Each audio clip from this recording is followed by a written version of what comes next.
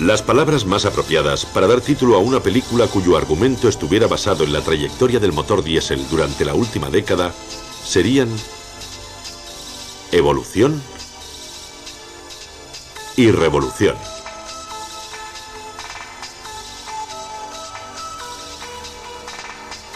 Los trabajos realizados tanto en el diseño de las cámaras de combustión como en los nuevos sistemas de inyección han permitido mejorar el rendimiento, consiguiendo al mismo tiempo una reducción en la emisión de gases contaminantes y un mayor control sobre estos.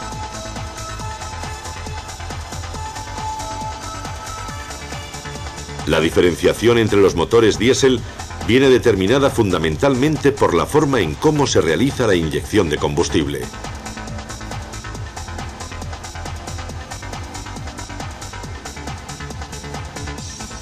Cuando la inyección se realiza en una precámara, el sistema se denomina de inyección indirecta.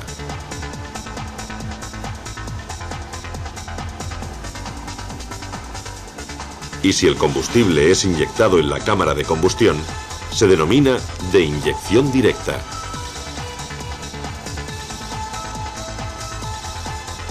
Con la adopción de la inyección directa, se aceleró el avance tecnológico de los motores diésel. Aunque si bien este sistema no era una novedad, sí presentaba algunos inconvenientes como vibraciones y exceso de ruido de combustión, que hacían que su utilización estuviese destinada principalmente a vehículos de transporte o maquinarias. Uno de los elementos clave del motor diésel es la bomba inyectora. Este componente, aunque mantiene su principio básico de funcionamiento, ha sido sometido a constantes cambios con el fin de mejorar sus prestaciones. Actualmente, la gran mayoría cuenta ya con la ayuda de la gestión electrónica. Sin embargo, no cabe la menor duda de que el principal avance y la auténtica revolución es el sistema de inyección llamado Common Rail o inyección de conducto único.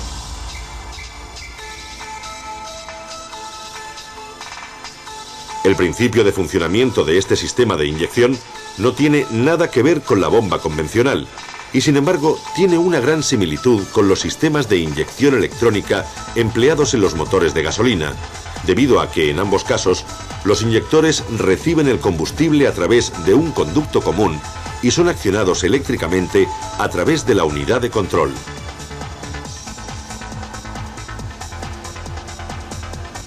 Veamos cuál es el funcionamiento de este circuito. El combustible almacenado en el depósito es aspirado por una bomba eléctrica y enviado hasta el filtro principal. Desde aquí, y una vez desprovisto de impurezas y de gotas de agua, es impulsado hacia la bomba de alta presión. Esta bomba, arrastrada por la correa de la distribución, presuriza el combustible a valores que oscilan entre 200 y 1400 bares. Y lo envía a la rampa o acumulador, llegando finalmente a los electroinyectores a través de los tubos de alta.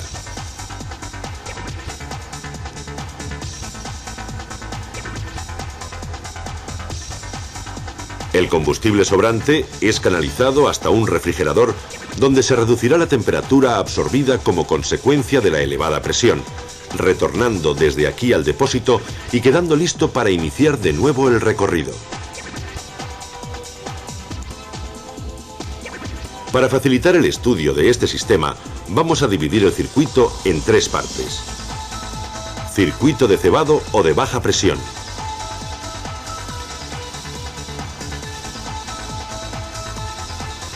Circuito de alta presión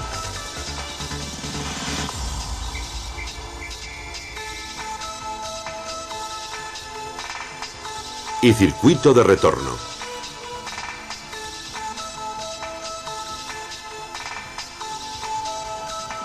El circuito de cebado es el encargado de suministrar a la bomba de alta presión el combustible necesario con la presión adecuada. Está formado por la bomba eléctrica y el filtro.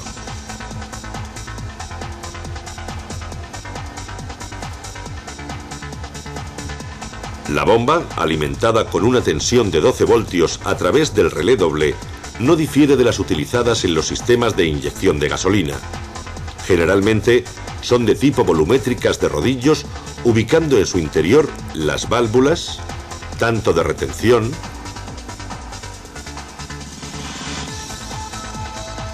como de seguridad.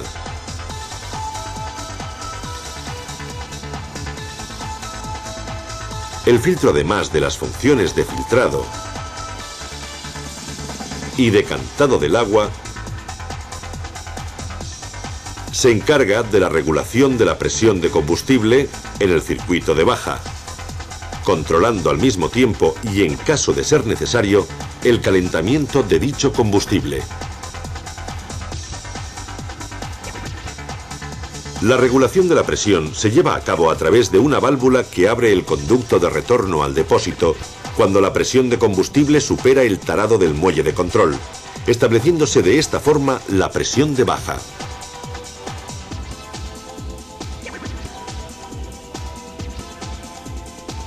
El control de calentamiento del combustible lo realiza un elemento termostático que abre o cierra el paso hacia un calentador.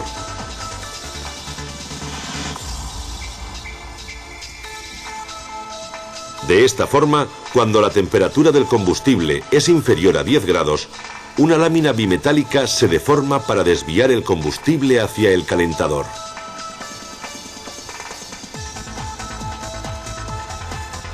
Regresando desde aquí nuevamente al filtro.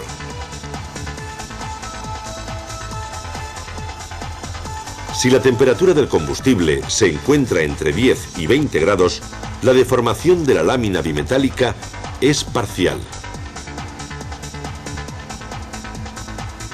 con lo que al calentador solo se desvía una parte del combustible. Finalmente, si la temperatura es superior a 20 grados, la lámina cierra el paso de combustible al calentador.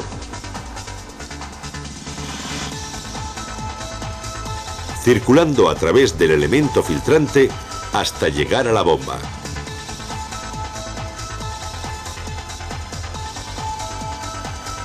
El circuito de alta presión comienza en la bomba, siendo esta precisamente la encargada de suministrar el caudal y la presión necesaria para el correcto funcionamiento del motor. Una de las características de esta bomba, y a diferencia de las convencionales, es que no son distribuidoras y, aunque generalmente son arrastradas por la propia correa de distribución, no necesitan calado.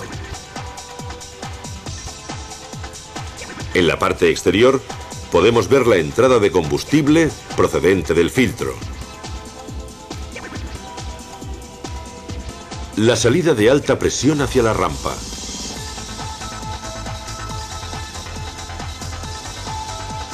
el retorno,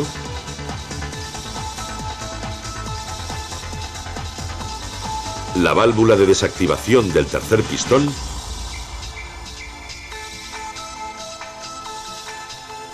y el regulador de alta presión.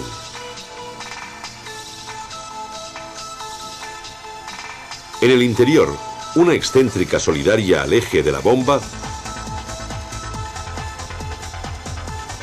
acciona a 3 grupos de presión, formado cada uno de ellos por un pistón, la válvula de admisión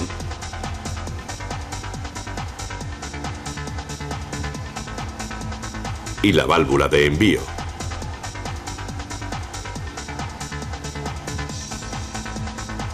Cuando el motor empieza a girar, a través de la correa de distribución transmite el giro a la excéntrica y esta, a su vez, provoca el movimiento alternativo de los pistones. En la carrera descendente, el combustible entra al cilindro a través de la válvula de admisión.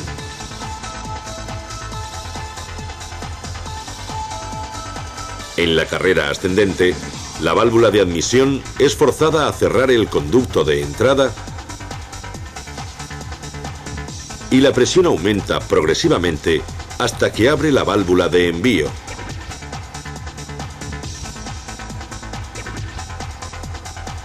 Saliendo el combustible por el conducto de alta presión y canalizándose hacia el regulador de presión.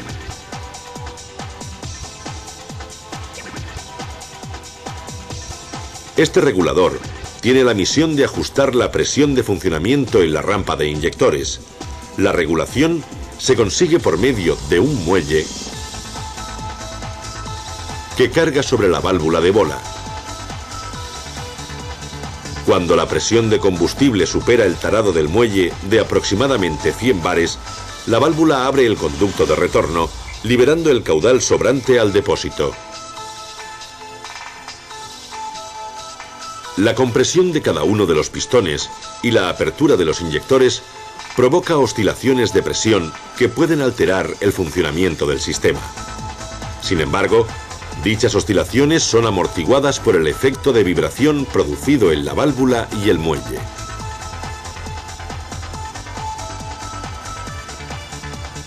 Pero como hemos indicado anteriormente, la presión en la bomba puede alcanzar valores de 200 a 1400 bares. Esto se consigue en buena parte por la acción del regulador y la unidad de control.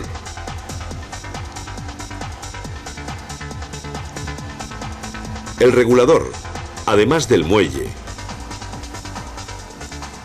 y la válvula, dispone de un núcleo magnético que se desplaza por el interior de una bobina conectada a la unidad de control. Para conseguir un elevado valor de presión, la unidad de control, mediante una serie de impulsos, hace pasar una determinada intensidad de corriente por la bobina, efecto que provoca el desplazamiento del núcleo contra la válvula. La fuerza ejercida sobre la válvula será la suma de las fuerzas del muelle y la del campo magnético, aumentando por tanto la presión de combustible. Si las necesidades de funcionamiento del motor requieren una presión inferior de combustible, la unidad de control reducirá la relación de impulsos y con ellos la intensidad de corriente y el campo magnético. En este caso, la fuerza ejercida sobre la válvula será menor y la presión de combustible disminuirá. Otro de los componentes de la bomba es el desactivador del tercer pistón. Este elemento se encarga de anular uno de los tres grupos de presión, disminuyendo así la potencia absorbida por la bomba cuando el vehículo funciona con baja carga.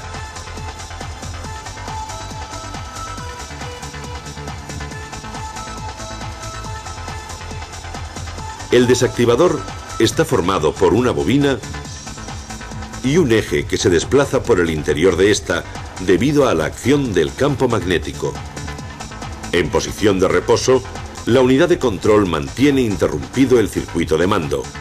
En este caso, la válvula de admisión abre para permitir la entrada de combustible y durante la expulsión se cierra para que el combustible salga por la válvula de envío. Cuando es necesaria la desactivación del tercer pistón, la unidad de control cierra circuito a masa. El campo magnético generado desplaza al eje y este provoca la apertura de la válvula de admisión, impidiendo que la presión aumente.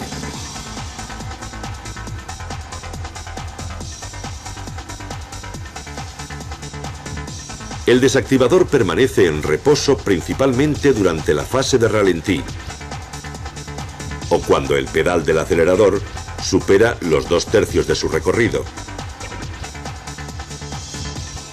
La activación, por el contrario, se produce cuando el motor supera las 1100 revoluciones. Cuando el acelerador se encuentra a media carga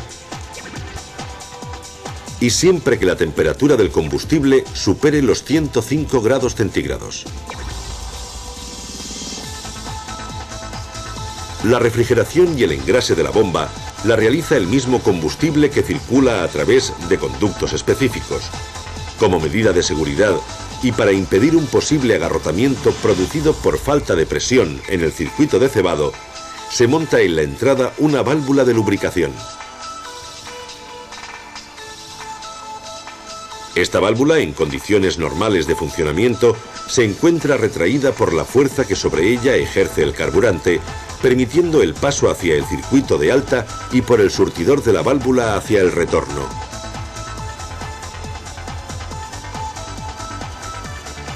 Si por cualquier circunstancia descendiera la presión de cebado, el muelle de recuperación empujaría la válvula, cerrando la canalización hacia la parte de alta presión. El combustible que atraviesa la válvula por el surtidor mantiene la lubricación mientras permanezca en funcionamiento. Una vez vista la bomba y siguiendo el recorrido del combustible, pasamos a la rampa común o acumulador.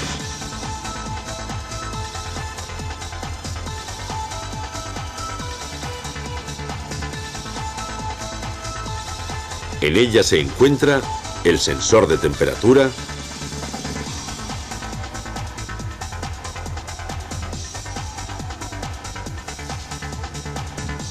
el sensor de presión,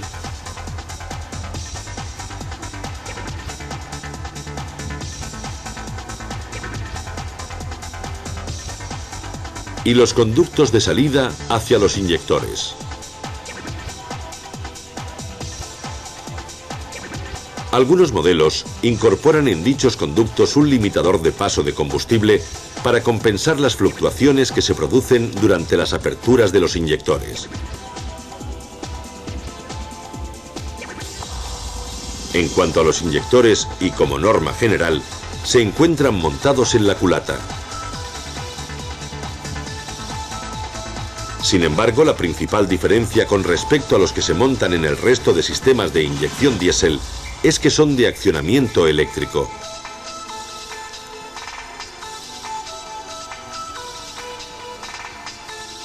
En el interior del inyector diferenciamos la parte correspondiente a la electroválvula de mando gobernada por la unidad de control, quien determina el inicio y el fin de la inyección.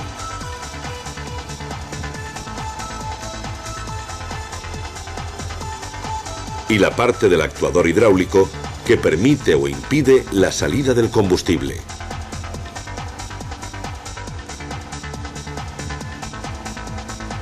Cuando el inyector se encuentra en posición de reposo, el núcleo magnético mantiene a la válvula de bola cerrando el paso del estrangulador de salida.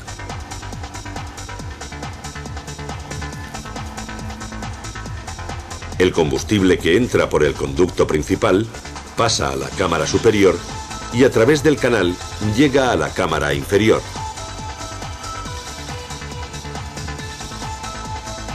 El equilibrio de presiones dentro de ambas cámaras hace que la aguja del inyector permanezca en posición cerrada por la fuerza que sobre ella ejerce el muelle de aguja, impidiendo de esta forma que el combustible fluya al exterior.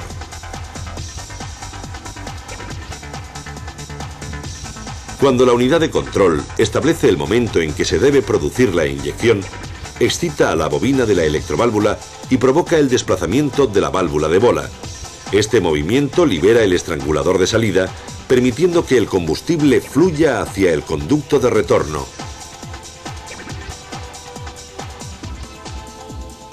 Provocando una caída de presión en la cámara superior. El equilibrio de presiones se rompe y la mayor presión de la cámara inferior hace subir a la aguja, iniciando en ese instante la alimentación a los cilindros.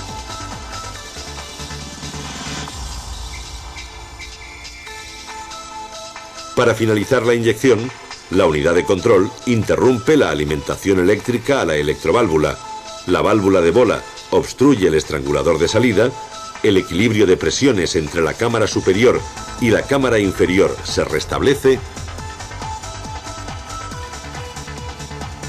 y la aguja cierra la salida de combustible.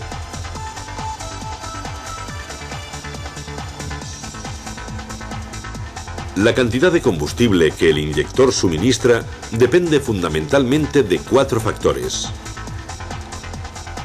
que son: presión existente en la rampa, número y diámetro de los taladros del inyector, tiempo de inyección y velocidad de apertura del inyector.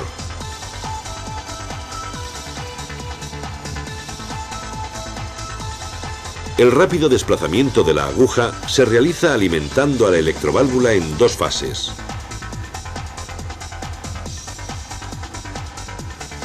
En la primera de ellas, la tensión es de 80 voltios y la intensidad de corriente es de 20 amperios durante un tiempo de 0,3 milisegundos.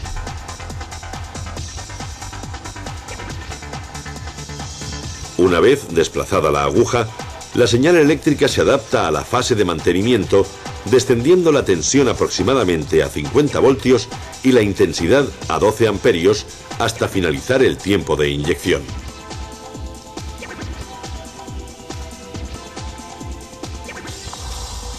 Para conseguir valores de tensión tan elevados, se integran en la unidad de control dos etapas de condensadores, a través de las cuales se controlan los inyectores. Cuando un inyector se encuentra en su fase de reposo, la unidad de control envía impulsos a la bobina. Estos crean una tensión inducida que sirve para cargar el condensador, que posteriormente provocará su apertura. El control eléctrico de los inyectores por parte de la unidad de control ofrece grandes posibilidades. Una de ellas es la de segmentar la inyección en dos fases. Así pues, para un ciclo de motor, en un cilindro se pueden realizar dos inyecciones. Y en algunos casos, tres. La primera es la preinyección.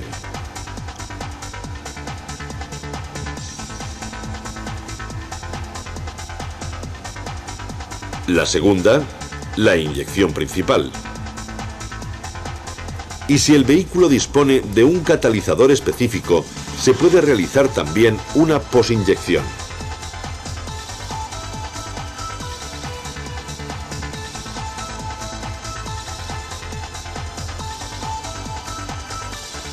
La preinyección consiste en inyectar una minúscula cantidad de combustible antes de la inyección principal.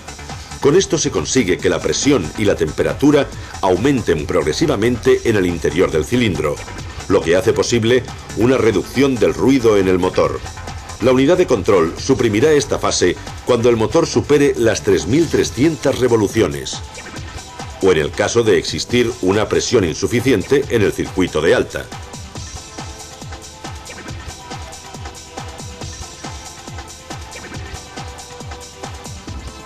Con la inyección principal se aporta la cantidad de gasoil necesaria para lograr la combustión más completa posible.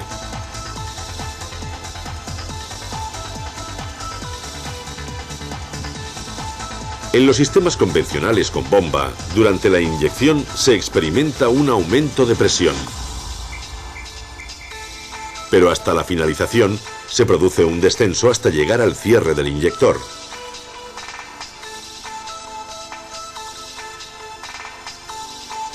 En el common rail se mantiene prácticamente inalterada la presión durante el proceso de inyección, contando así con una buena formación de la mezcla.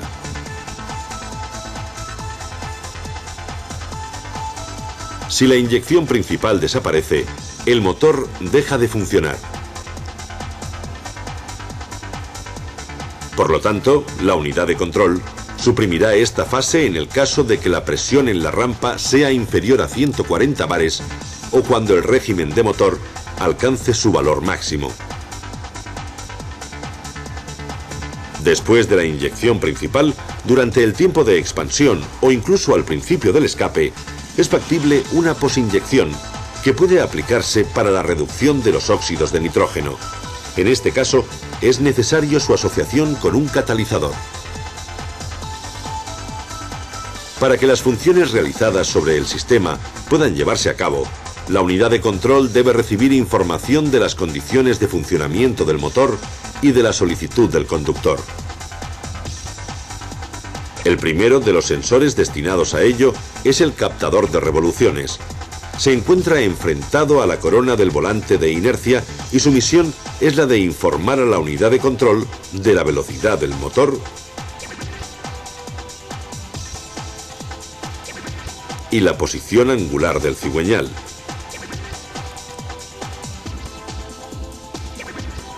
Para sincronizar la inyección y reconocer el punto muerto superior de cada uno de los pistones, se utiliza el sensor de fase o captador de posición de árbol de levas. Este sensor, de efecto Hall, se encuentra instalado frente a la polea del árbol de levas, emitiendo una señal cuadrada que permite a la unidad de control sincronizar la apertura de los inyectores. Para detectar variaciones de temperatura se emplean las conocidas resistencias del tipo NTC. En este caso, el control se realiza sobre el líquido refrigerante, el aire y el combustible. La temperatura del líquido refrigerante es utilizada principalmente para determinar el tiempo de pre- y postcalentamiento, ajustar el caudal de carburante, el régimen de ralentí y la puesta en marcha de los electroventiladores. Con la información de temperatura de aire, la unidad de control calcula la densidad del aire ambiente. De igual forma, la temperatura de combustible es utilizada para calcular su densidad, a la vez que permite a la unidad de control reducir la presión en el caso de que ésta supere los 110 grados. En la misma rampa también suele ir instalado el sensor de alta presión. Este sensor se encarga de suministrar a la unidad de control un valor de tensión proporcional a la presión de combustible. Con esta información, la unidad de control puede determinar la cantidad de combustible a inyectar, a la vez que regula la presión al valor más adecuado. Otra de las informaciones, en este caso de gran importancia, es la proporcionada por el sensor de pedal de acelerador. Este sensor transmite a la unidad de control las exigencias del conductor, bien sea de aceleración o deceleración, mediante dos señales de tensión variable que depende de la posición adoptada por el pedal. Esta información es utilizada por la unidad de control para determinar la cantidad de combustible a inyectar, adaptando por tanto la presión y el tiempo de inyección. Los interruptores de pedal de freno y de embrague tienen la función de informar del momento en que se actúa sobre ellos. En ese instante, la unidad de control activa la fase de funcionamiento antitirones, asegurando de esta forma una conducción más suave. Integrado en la unidad de control se encuentra el captador de presión atmosférica y en el exterior el captador de presión del colector de admisión. La información del captador de presión atmosférica es utilizada por la unidad de control para determinar la densidad del aire ambiente y para impedir el funcionamiento del sistema EGR cuando el vehículo circula por zonas de altitud.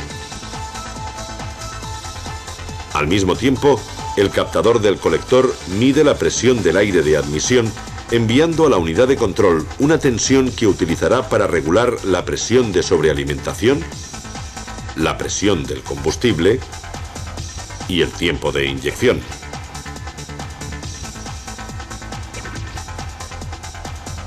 El último de los elementos es el medidor de aire. Su montaje se realiza a continuación del filtro, canalizándose por su conducto todo el caudal que el motor necesita.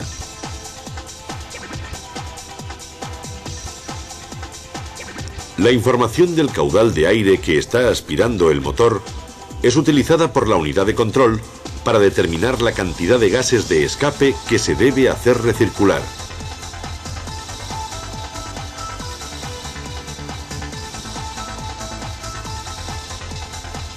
En el siguiente capítulo nos introduciremos en el apartado práctico de esta novedosa forma de alimentar al motor diésel.